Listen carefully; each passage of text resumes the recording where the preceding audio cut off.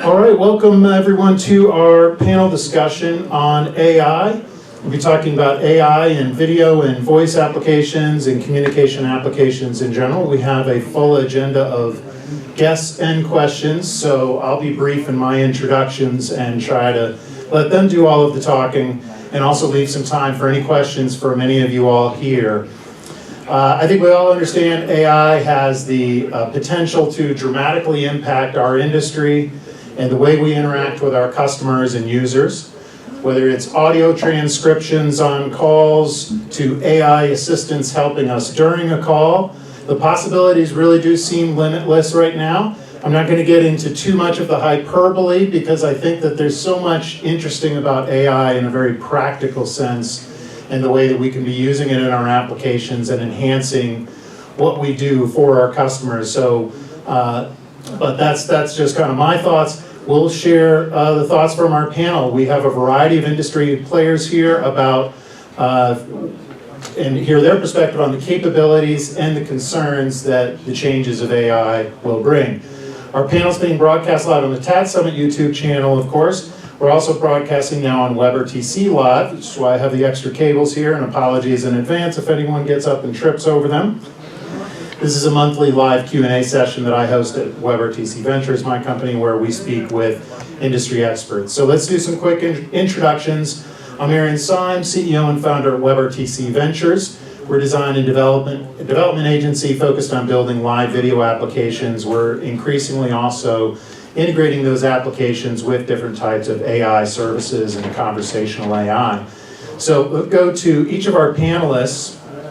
Just starting on my right and working down here, I'll ask each of you to briefly introduce yourself, your title, and take a minute or so and tell us a little bit about how you're using AI now in your company. Okay, so let's start with you, Paul.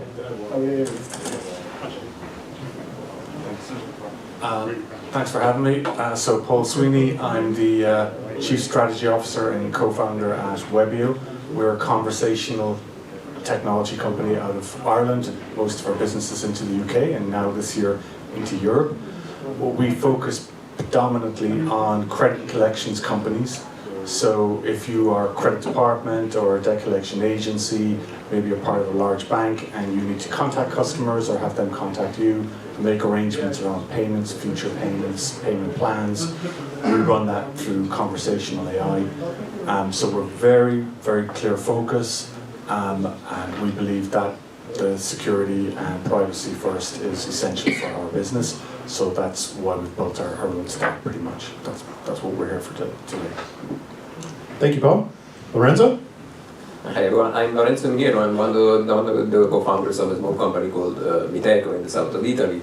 And funny story, I'm the chairman of the company, but I work remotely and we just hired another guy and he's taking my desk, which means I am now the only chairless chairman around.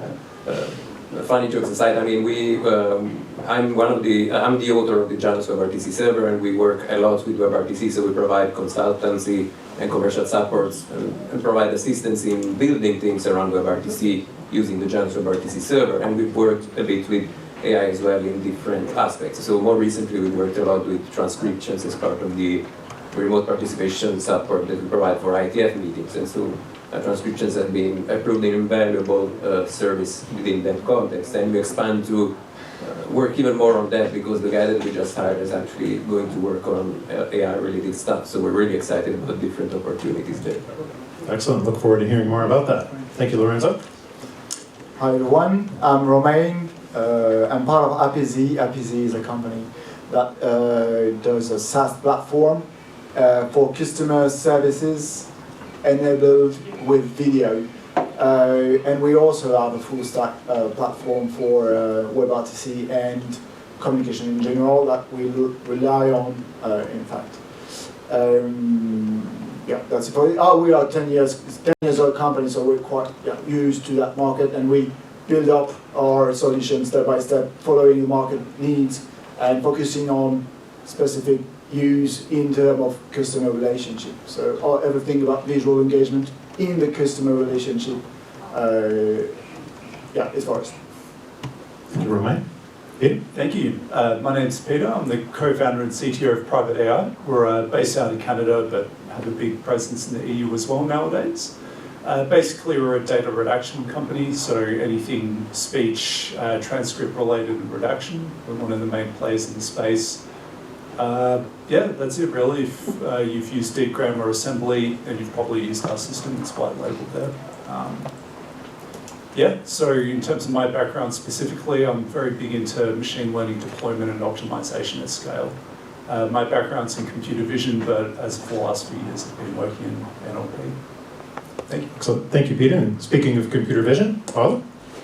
Hello, my name is Paula and I'm an engineer in Noumena, which is a startup in Barcelona that mainly focuses on empowering decision making in a spatial solution. So basically what we do is that we use software, computer vision, to understand the interaction with different objects. It can be like in urban spaces, office spaces, as well as in retail stores. Excellent. Thank you. All right. So you can see we have a wide range of perspectives here. We have representatives of companies in the WebRTC and video space. We have conversational AI and chatbots. We have AI services and privacy and redaction and video in the public sector as well. So communication applications as well as a broader perspective as well. And so I think there's a lot of interesting perspectives to share here. What I'd like to start with is a little discussion around use cases, and then we'll talk some about architecture and privacy and security, and then open it up for questions for any of you all here as well. So let's start, Lorenzo, let's start with you and talk about what sort of use cases do you see being built with Janus and that justifies bringing in someone to take your seat and work more on AI. Tell us more about that. Yeah, so we've actually seen a few different use cases even a few years ago. So the main use case that we see, of course, is related to transcriptions, mostly because it has become one of the building blocks on top of which you build so many more things. And we've started using that ourselves, as I mentioned, with the ITF meetings and so on. But there's actually so much more that could be done because, for instance, we've assisted companies in the past that were in the business of sentiment analysis, for instance, or identity verification. So not only just audio, but also video-related applications. And of course, our involvement at the time was mostly related to how to facilitate making live video or audio accessible to these platforms who may not know anything about WebRTC in the first place. And so that's the usual challenge, but once you have access to the video streams and the audio streams somehow, it's usually relatively easy to then make them available to other things, which is why we've seen that there are companies that took advantage of the flexibility of Janus within that context to actually try and do some creative things. There was, for instance, a company that prototyped different image manipulation services to make creative videos out of a live video stream, for instance, turn yourself into a Van Gogh picture, a live Van Gogh picture, or these sort of things. So there's plenty of interesting things that can be done in that space, and I'm excited to see even more in the future. Excellent. Thank you. Romain? Let's hear about some of the use cases on your side. Yeah, I went through some of our customers to survey them about those uses. And in fact, so I've got two main fields. One of the field is detecting defects. So because we work with customer support, right? So they want to understand whether it's a true damage or if it's only misusage of the equipment or something. So for example, the customer support call, they enable the video, and then the AI will just take the video stream and try to match that with the existing database on pictures of what is working, what is not working, and then prompt the agent with a response, an answer. An insight, some clues about whether the situation could be defective or not. So that's one of the use case. We've got also things about like tones and filling detection, mixing video and audio, the words and the tone of the voice, trying to get a good mix and good prediction on whether the conversation is positive, negative, or anything else. And finally, I've got another use case which is a bit on side, which is also detecting defects on a production line in a manufacturer. So you've got like a manufacturer with product that goes on the line, and they build a system with remote video that watch the production line trying to search for very small defect. They've got camera that like just look at the product and within a second try to detect if the product is right to go or need to be re-engineered. Excellent, thank you. Those are all really interesting, and what I like hearing about in that already is that, especially in video and communication applications, when we talk about AI, I feel like we first talk about things like transcription and taking text from the audio, and then we talk about things that we can do with that text, and way we can do things like notes from the conversation. But you're both also already seeing more AI being used in the video itself, and things beyond just object detection and changing backgrounds, which is wonderful to see, because I think that's absolutely... And cat ears, you know. Yeah, it's not just cat ears anymore. As fun as those are. Yeah. That's right, exactly. Now, let's come to Paul next. And in Webio, you're a text messaging-based conversational platform. Talk a little bit more about how you're using AI there and the challenges and opportunities around that from your perspective. Sure. Again, with the very specific context that we work in credit and collections, so there's often a time when people are in such financial difficulty that they've stopped engaging. Like they don't want to hear about it now. If you've got one bill, you've probably got 5. If you've got 5, you've probably got 10. Like, you're not the only person that they owe money to. And so the biggest problem is that people don't engage. And when they don't engage, they get into more and more trouble. Like, things do not get better for creditors when they ignore the situation. So the first step is to get them to engage. And funny enough, SMS and conversations is a great way to get them engaged. And it's kind of a little bit through the fact that if you get an SMS, you kind of can choose not to respond straight away, right? So if you've ever been in a situation or a home where they owe money, like I grew up in a house where we owed money, right? People called to the door, people rang looking for money. And letters arrive, your heart beats, your blood thumps, but also your brain narrows. Because you've got like a lot of pressure on you. You can't think straight and you can't optimize. So what you actually need is tools that allow you to stop, take a break, think about it, maybe give it a couple of options, and then respond. So if you can frame that right and get people into the conversation, you're now on the first step. You're in a journey with them. And so when we talk about like engagement rates, I know it was mentioned this morning again about engagement rate of 10% in the credit collections or buy now, pay later situation. That's a huge number for people in that industry. Like, these are big numbers. So we're seeing similar kind of rates of initial engagement. Now you're engaging and they tell you something, you've got to understand, well, what's in that message? Is it an entity of €20? Is it saying, I want to pay? My favorite one is, I'd love to pay, but I can't. It's like, great, you want to pay. I'd love to pay. It's positive. Move on to the next step, right? That's not how it works.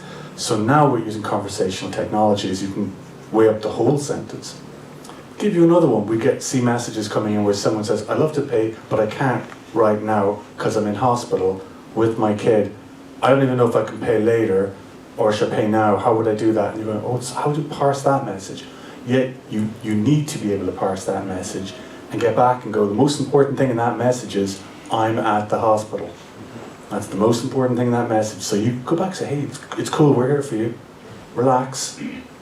You can do this later. There's no pressure on you.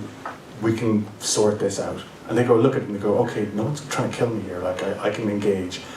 And so when we say credit and collections conversational design, it's very specific for this process. We mean it. It's very specific. And you have to try and understand all the different circumstances you can come back with a really simple message that helps that person move to the next stage. And we take that all the way through a credit and collections conversation, all the way through to like schedules for payments in the future, or ways that you might pay, or ways you might want to break that up, like into different amounts and stuff. But at the end of it, that person has self-served their way through renegotiating a payment solution with you. And if you can do that on SMS or WhatsApp or Messenger or web chat, it is a low pressure environment for that person. And they can relax more, they can kind of think about it more, they can go away and get more options, do some more reading, come back and answer the questions. So there's actually a bit about the medium itself that lends them to do it. Now I know there's a lot of talk about video here, like you might go, oh, video would be great because I could do some sentiment analysis on their face and do triple and do, it's like, yeah, but you're breaking the promise that that person's exposed to you. And this allows them to kind of take a step back and go, well, I'm kind of dealing with a computer here. So that's how we get out of the space.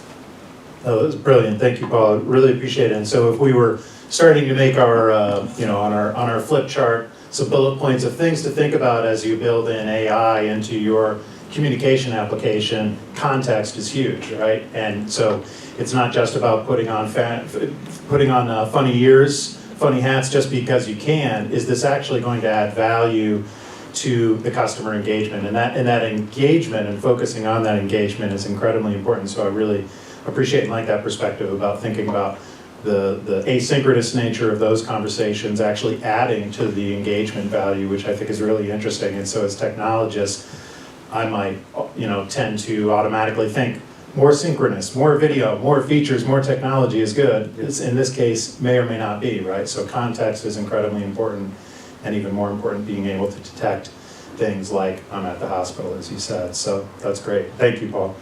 Now, speaking of context, let's switch to a very different context and talk about video at a more public scale. And I'd like to go to Paula and ask her to tell us a little bit more about the traffic analysis work that you've done with video on a public scale.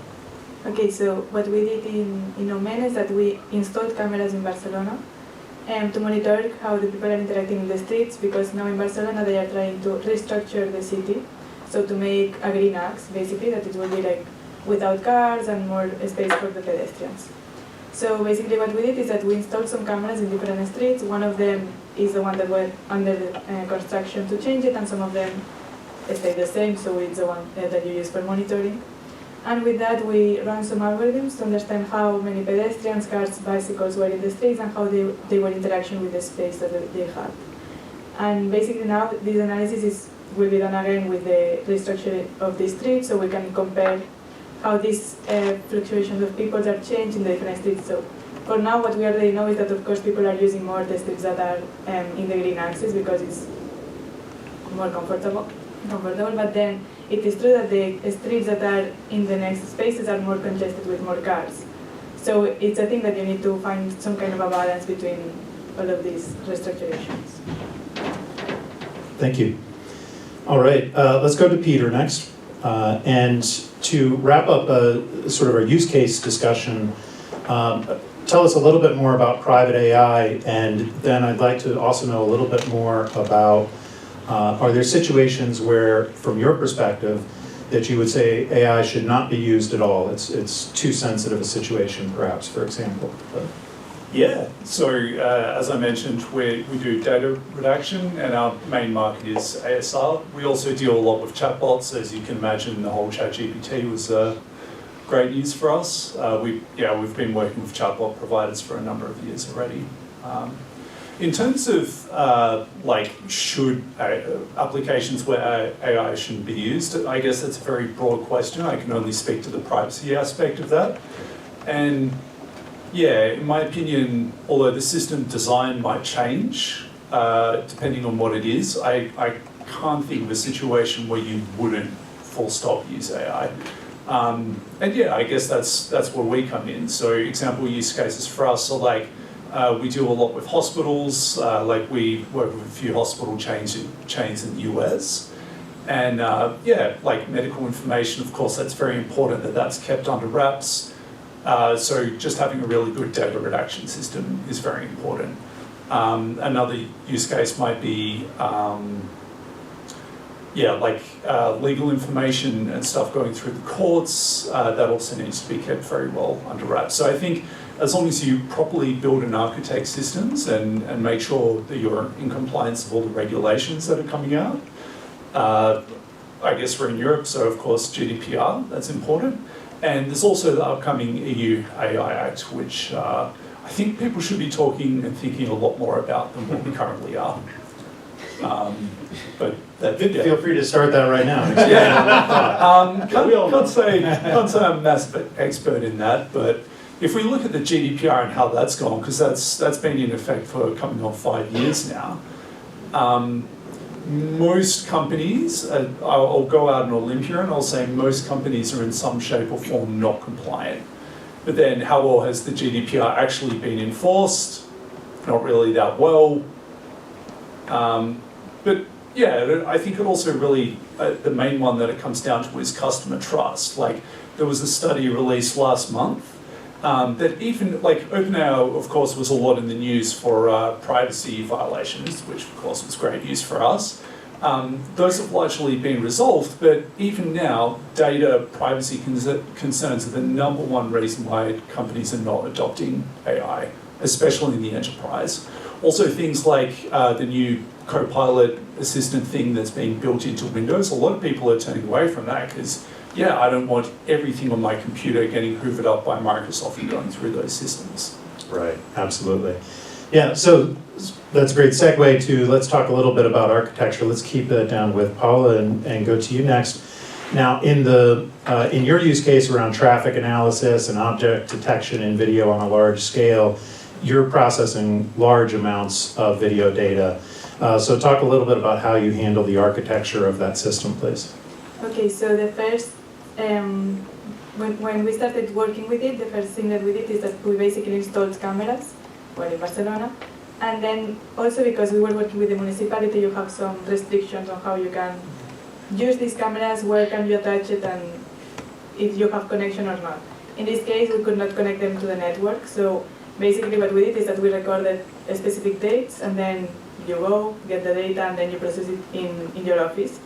But of course, this is very bad in terms of scalability, because one, you need to buy a lot of GPUs for maybe one project, put it everything on the cloud, or what we are doing now, that is basically doing edge computing. So in our company, we're designing the cameras that we use to monitor the spaces, and inside of them we would do it with Raspberries, and basically we input a software, and now it's basically a software that just sends data to us or saves it, and then we go and collect it. But what we are studying now is how we can use these cameras to already run the object detection algorithms or the face recognition algorithms or the pose estimation algorithms inside there. So basically what we're going to do is that we will have the cameras in the spaces, extract the data, so record the video, in the same moment run the algorithm and create a database. In this way, in the database, you're only going to have, for instance, a car in this position, but you're not going to have the whole image, so it's going to be much faster to process than this data on the offices. Excellent, thank you. Let's go to Romain next and talk about architecture and sustainability a little bit, because when we're dealing with intense processing of such large amounts of data, we're doing it at scale across either many traffic intersections or many voice conversations or video calls. It's a lot of processing goes on there, so it's much like blockchains, we have concerns, about the carbon footprint of that. So talk a little bit about your perspective on that. Yeah. So my point is, in fact, I'm going to follow up your intervention, because trying to put some of the load on the edge of the system might be a solution. You need to find balance, of course, but it might be a solution to prepare and simplify. Lower the weight of the data that you need to then centralize in some infrastructure like, I don't know, the cloud or something. So that might be a first thing. I just want to recall that maybe 3 or 4 or 2 to 3% of the total carbon emission from the digital come from the digital economy. 2 to 3%. So that's a huge. We've got a lot to do on that, and 1% of that 1% total comes from video streaming. I mean, video streaming, not only WebRTC, etc. Of course, it's Netflix and It's Netflix as well, of course, not of ours, course, let's be of clear. course. I just want to point out that it's very intensive in terms of use of the whole infrastructure. So another piece of thinking that I give to you is that 3/4 of the environmental impact of digital economy is on the terminals, so on the device that you've got in your hands. So the longer you keep that terminal, the better for us, of course.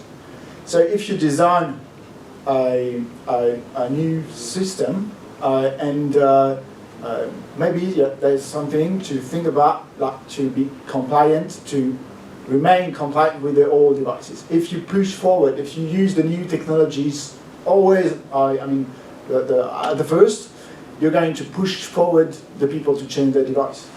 Okay? You're going to put some features that they would not be available to use.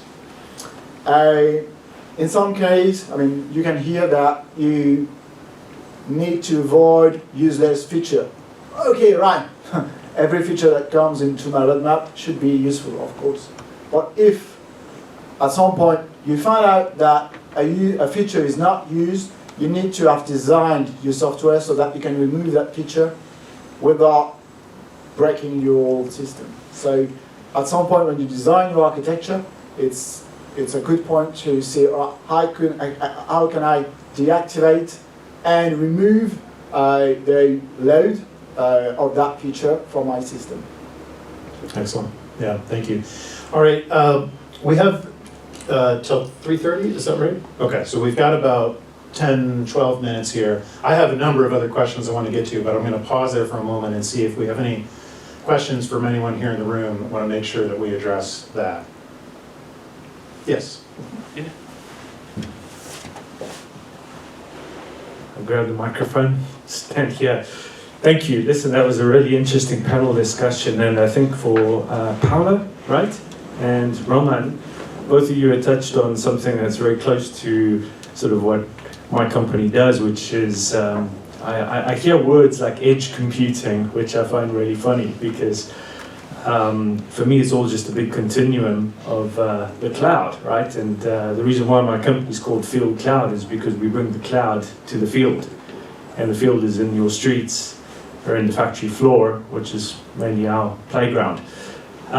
So my question here, it really has got to do with what do you see as the biggest sort of like challenges and inhibitors to actually move more workload closer to where the actual real world, interaction or events happen.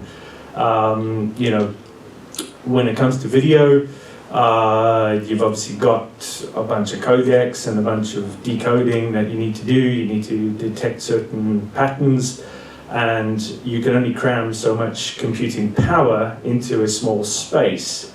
And it seems like over the last decade and a half, we've got a little bit lazy on the way we approach cloud computing, right? Because it was all about hyperscale.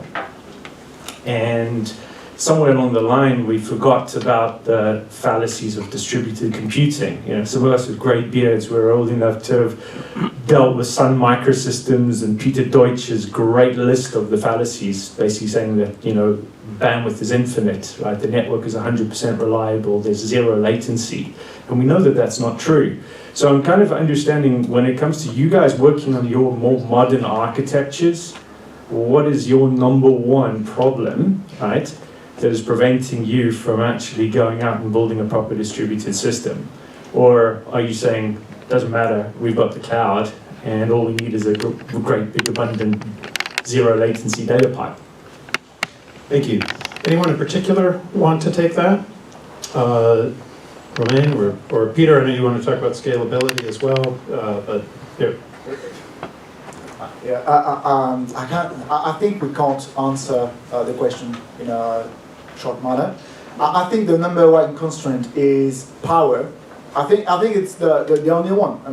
When you want to distribute the power, the computing power on your mobile device, the number one constraint is, does that put my battery at 0 in 5 minutes or not. And I think it's quite the same when you try to have some computing power that goes on the field anywhere, whether you can access to enough power to, electrical power to operate that. Do you want to say something? Or? I'll stick one on there. Yeah. So it's not in my area, and that's the caveat. But we ran a conference on conversation technology around 3 years ago, and we had the agricultural-based drones, and by a company in France actually coming over, looking over the vineyards and stuff.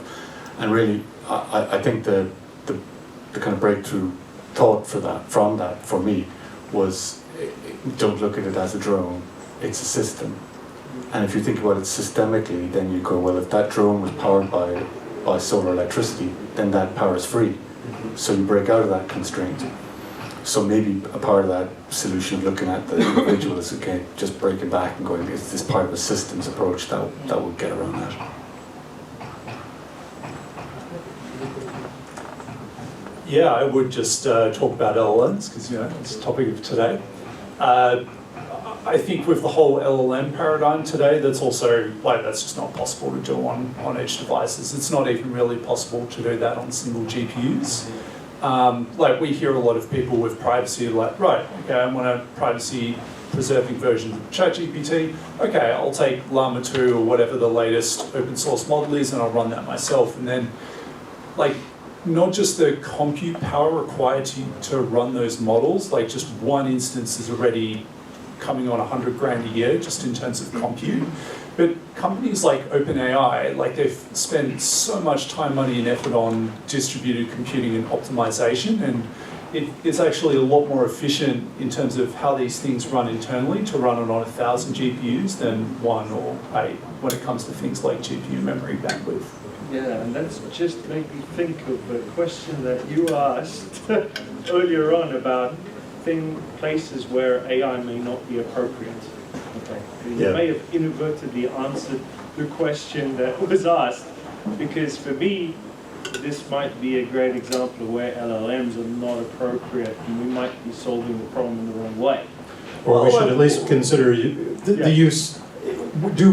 Are we getting the value from it that justifies the power and the centralized nature of an architecture versus being able to do edge where possible?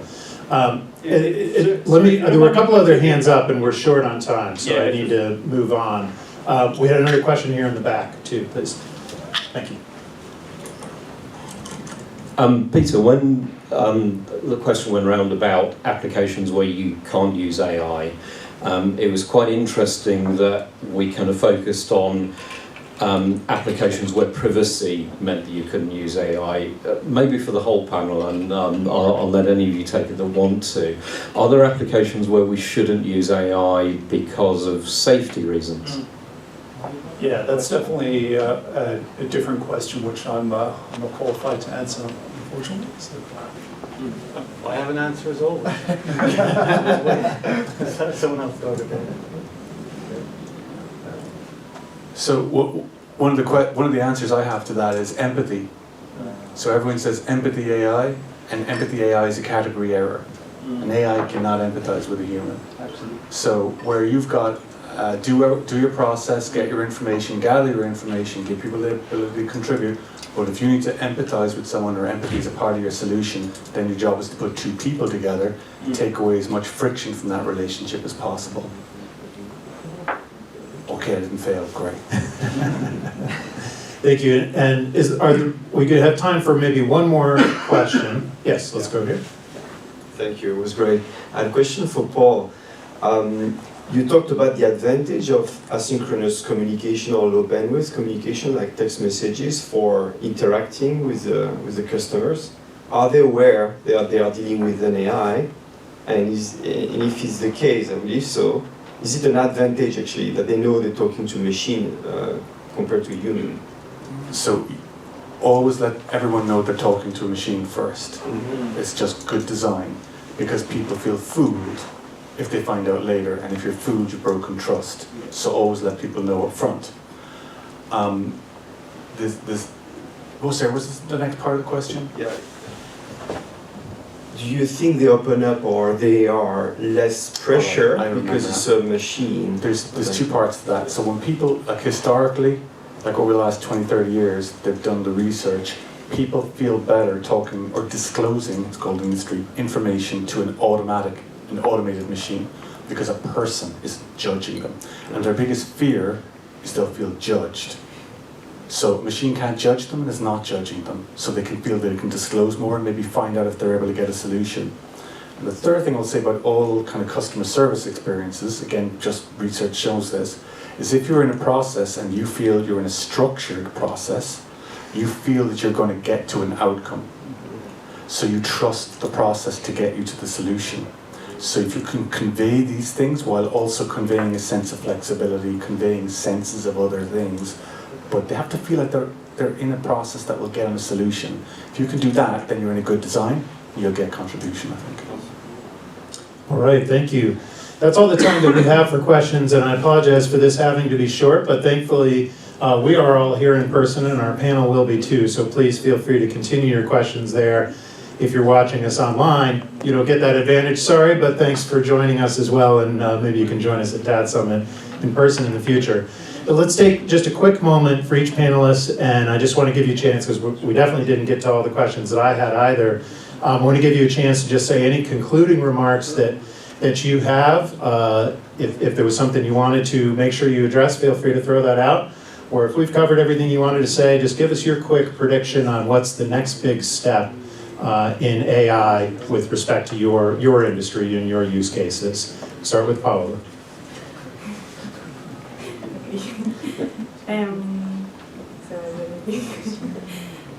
For me, I think that, well, for us now it's been able to optimize our process, so basically we're putting a lot of efforts on improving how we're dealing with all of this data, and also because we're operating in different countries, we have to have a specific types of agreements with this, like depending on the country you have some privacy issues than others. So when you are working with data, this is a big deal also for us. So we are trying to find a solution that is able to contain everyone. Thank you. And also, by the way, feel free if you want to direct anybody to your websites or anything for more information, feel free to do that also, please. Yeah, I'll happily do that. privateai.com. Thank you. Yeah, just concluding remarks for me, just a couple of things for anyone who is considering data anonymization, redaction, privacy, compliance. Be very careful of how well the system you use actually works. So with things like audio transcripts, they're very broken up. Like just general purpose systems do not work well unless they've been optimized. And I think the other one to really watch out for today, although OpenAI has solved for the large part all the things that were in the news about and banned in Italy, for example, earlier this year, is the fine tuning. So anything you put into one of these generative AI models at training time is liable to pop out. So just be careful with what you're sharing too, especially with startups. I guess we work with a lot of startups. Just make sure they're on top of their data privacy. Some of the things we've seen are not ideal, to say the least. Check with legal. We'll add that to our to-do list. Romain. I'm going to follow up also because I was something what is interesting after data privacy and GDPR stuff is sovereignty. I don't know if it ring a bell at your ears because I don't know where you're from, but in France and in Europe, we've got kind of a huge attention to that.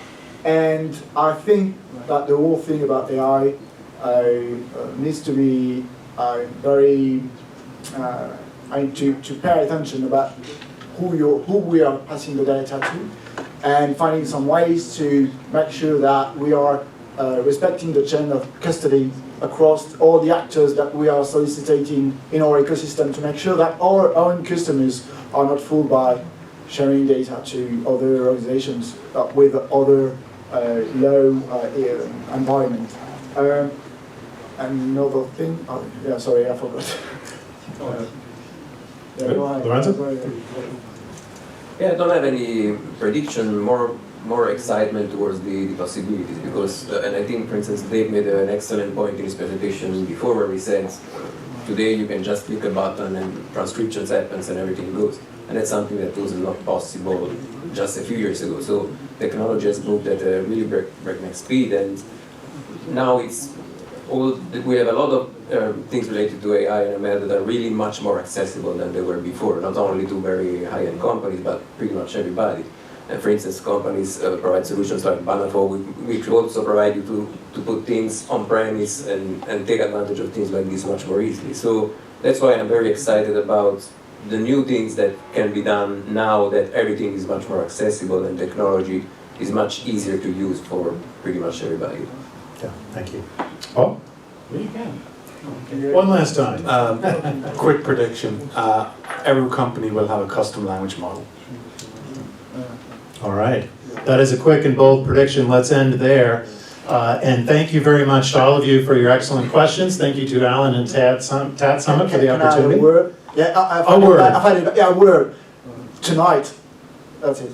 Tonight there is we've got something at a venue. We can drink some or something. That's right. There will be drinks tonight. Because in fact I'm part of a community which is called WebRTC Paris.